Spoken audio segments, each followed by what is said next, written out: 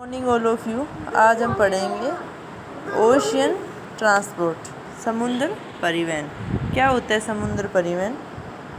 जब कोई भी निर्यात लेन देन होता है खरीदने और बेचने वालों के बीच, जब अनुबंध हस्ताक्षर होता है या उसको सहमति होती है दोनों के बीच, खरीदने और बेचने वालों के बीच, जैसे ही सामान तैयार होता है उन सामानों को बेचने वाला क्या कर देता है, भेज देता है। उसके तरीके बहुत सारे हो सकते हैं, जैसे जहाज़ के द्वारा हो गया, रेल के द्वारा, सड़क के द्वारा। इसके माध्यम से जो लेन देन होता है वो क्या कहलाता है, ट्रांसपोर्ट। आगे हम देखेंगे, साधारण शब्दों में कहें, जब सामान बेचने वाला या सामान खरीदने वाले को सामान भेजता है जहाज़ द्वारा और सामान खरीदने वाले के पास भी जहाज़ द्वारा जाता है तो क्या कहलाता है, समुद्री परिवहन। इस डायग्राम में दिखा रखा है। आगे देखो, समुद्री सेवाएं जो आयोजित की जाती हैं सामान के आधार पर की जाती हैं कि सामान की प्रकृति कैसी है या व्यवसाय में किस प्रकार के सामान की ज़रूरत है। विदेश व्यापार में या सामान की ज़रूरत कितनी जल्दी, अर्थात सामान कितना जल्दी भेजना है। देखो ये बता रखा है इसमें कि कैसे सामान को ये लोग भेजते हैं। समुद्री सेवाओं को दो भागों में बांटा गया है। पहली है ब्लैक कार्गो और दूसरी है ब्रेक बल्क कार्गो या जर्नल कार्गो। ब्लैक कार्गो में देखो क्या होता है।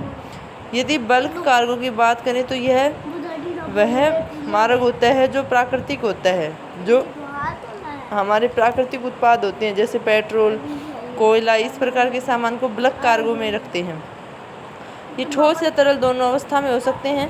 इन्हें हम प्राथमिक वस्तु की अवस्था में भी रखते हैं, अर्थात प्रकृति प्रदत्त जो पदार्थ होते हैं उनको हम किस में रखेंगे, ब्लक कार्गो के अंदर।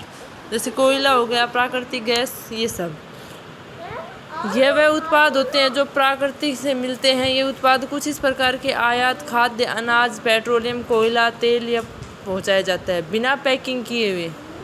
बड़ी मात्रा में इन उत्पादों को किसी प्रकार की पैकिंग नहीं की जाती। इनकी जो परिवहन किया जाता है वो ज़्यादा मात्रा में किया जाता है, अर्थात इनकी क्वांटिटी क्या होती है, ज़्यादा होती है। दूसरा आएगा ब्रेक बल्क कार्गो।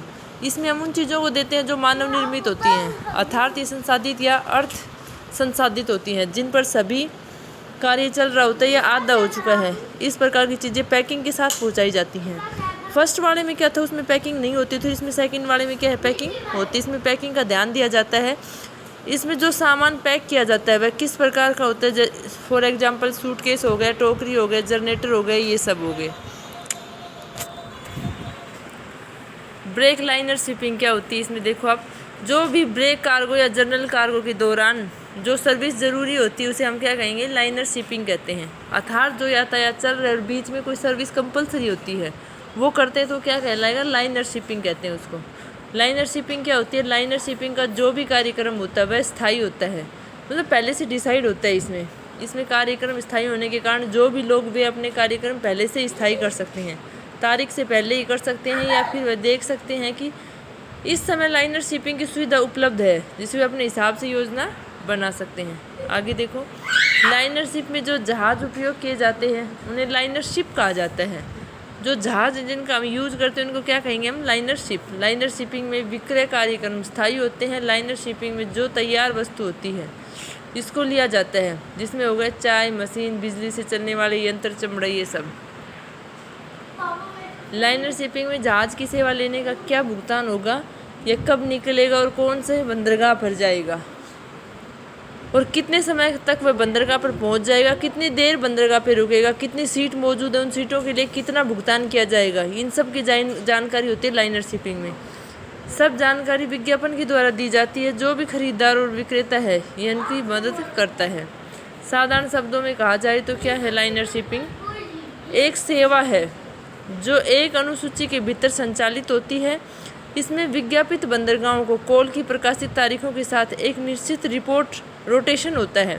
एक लाइनर सेवा आमतौर पर शेड्यूल को पूरा करती है, जब तक इन मामलों में जहां बंदरगाह में एक पर कॉल प्राकृतिक या मानव पागल कारणों के कारण अनावश्यक रूप से देरी हो जाती है। तो ट्रैप शिपिंग में वे सेवाएं जो ब्लक कार्गो के लिए उपयोग की जाती है उन्हें ट्रैपिंग कहा जाता है।